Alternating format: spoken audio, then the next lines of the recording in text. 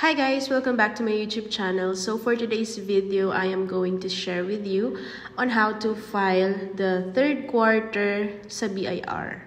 Ang una nyong gagawin is pumunta lang sa Google Chrome and search for eBIR forms.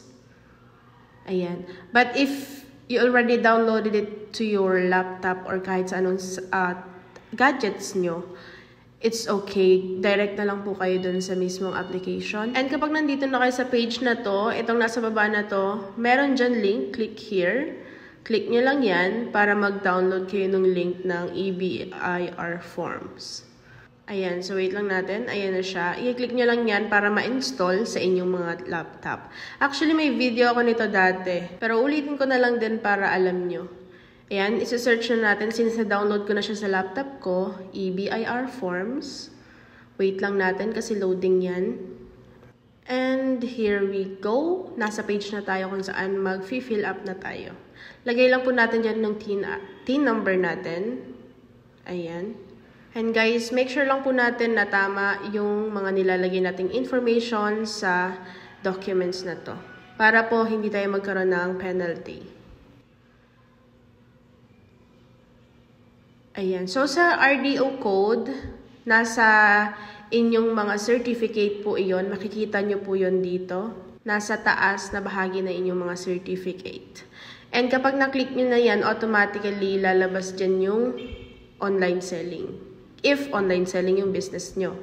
And ayan, automatic na yan may lalabas dyan. And dito naman sa fill up, select nyo lang yung form na gagamitin nyo. Makikita nyo po yan doon sa certificate. And here, ang pipiliin natin is yung 2018 na may new sa dulo. Kasi yan yung bago. And kung parehas tayo ng nasa certificate, syempre ganyan din ang pipiliin nyo. Kung makikita nyo, yan yung na-file ko nung second quarter. Makikita nyo din yung sa inyo if meron na kayong na-file online or offline. And fill up. Okay nyo lang yan. Click OK. Then, sa next page naman, nandito na tayo. Sa number 1, 2024, syempre. Number 2, ang pipiliin natin syempre dyan is yung third. Kasi third quarter na tayo for this November. And then, dyan, meron na. Huwag nating lalagyan dyan. And number 5, 6, okay na yan. 7, dito naman is single proprietor. Kasi single proprietor lang naman ako. And dito sa number 8, pipiliin nyo, kung naka 8% po kayo, click nyo lang po yung 8%. Akin, i-click ko yung 8%. Then sa 9, 10, may automatically nakalagay na dyan na information. Wala na kayong babaguhin. And dito sa number 11, yung date of birth nyo, syempre, nalagay natin yan. Sa number 12, okay na yan kasi automatically may email address nang nakalagay. Sa number 13, citizenship, syempre, Filipino. So, 14, wag nyo nang lagyan if hindi naman kayo foreigner.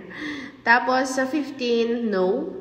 And dito sa number 16, automatically, magkiklik yung 8% kapag may naklik na kayo dun sa number 8.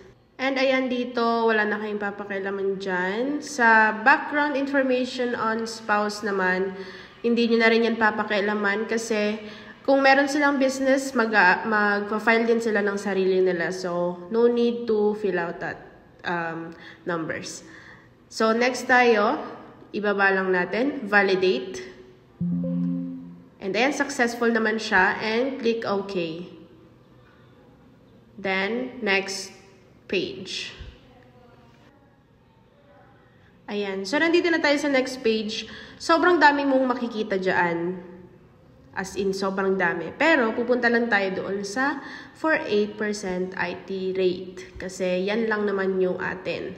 So, this quarter, guys, hindi kasi ako nagbenta. So, 0 talaga. As in, 0. Nag-stop kasi ako kasi nagpatayo kami nitong bagong building for my new physical shop. So, ayun. 0 lang ilalagay ko dito so wala akong babayaran. Pero guys, kung kayong magpa-file, sa number 48, ilalagay nyo lang po yung kinita nyo yung nung previous quarter. And sa number 50 naman, ilagay nyo po dyan yung kinita nyo nitong third quarter. And para naman ma-check nyo kung magkano ang inyong babayaran, sa number 52, ilagay nyo po yung 250,000 at dyan nyo po malalaman kung may babayaran ba kayo o wala. It will appear sa number 54 kung magkano ang inyong babayaran. Ayan, kung makita nyo, wala akong babayaran kasi wala naman akong kinita. Ayan, so, i-validate na natin. Click OK kasi successful naman. Check lang natin yung previews. Ayan. And, i-submit na natin yan. Submit final copy. Ayan. Please ensure that you have internet. So, kapag nag-error yan, guys, okay, click OK nyo lang po yan. Kapag nag-error yan, balik lang tayo dun sa previous page and then resubmit lang po natin.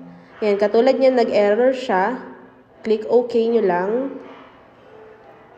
And scroll down. Submit final copy.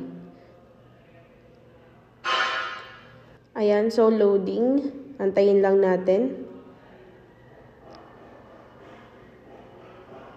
And guys, makaka-receive din kayo ng email na nag-submit po kayo ng inyong third quarter sa BIR. Via EBIR forms. Ayan, successful. Submit successful. Click nyo lang yung OK.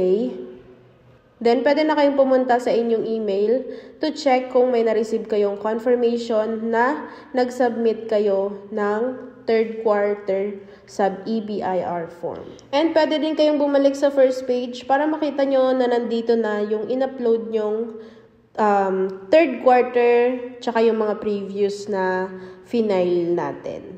Ayan, so makikita nyo may quarter 2, tsaka may quarter 3. Ayan lamang po. Thank you so much. And if you have more questions in mind, don't forget to comment down below. Huwag kayong mahihiya mag-iwan ng question para ako ay makapaggawa ng marami pang content dito sa YouTube channel ko. And if you want to watch more videos, don't forget to subscribe to my YouTube channel and click the notification bell para lagi kang updated. Bye-bye!